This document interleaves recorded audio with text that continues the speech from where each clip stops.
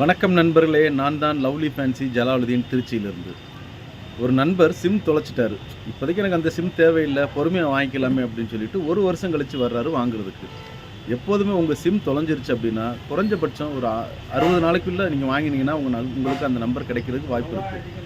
அதை விட்டுட்டு ஒரு 6 மாதம் 1 வருஷம் அப்படி நீங்கள் காலம் தள்ளிட்டீங்க அப்படின்னா அந்த நம்பர் உங்களுக்கு கிடைக்காமே போயிடும்.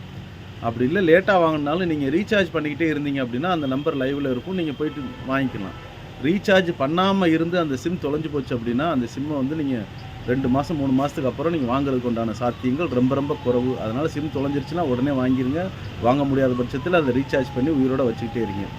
ஜியோவாக இருந்தால் கண்டிப்பாக 90 நாளைக்குள்ளே நீங்கள் போய் வாங்கிடணும். 90 நாள் ஆச்சு ரீசார்ஜ் ஆகாமல் இருந்துச்சுன்னா அந்த நம்பரை தூக்கிடுவாங்க.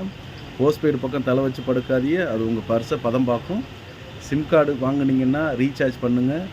கடைகளில் ரீசார்ஜ் பண்ணுங்கள். ஆன்லைனில் ரீசார்ஜ் பண்ணுறதை தவிர்த்துக்கொள்ளுங்கள். ஒரு குடும்பத்தை வாழ வைத்த பெருமை உங்களை சேரும். அதனால் கடைகளிலேயே ரீசார்ஜ் பண்ணுங்கள். நன்றி.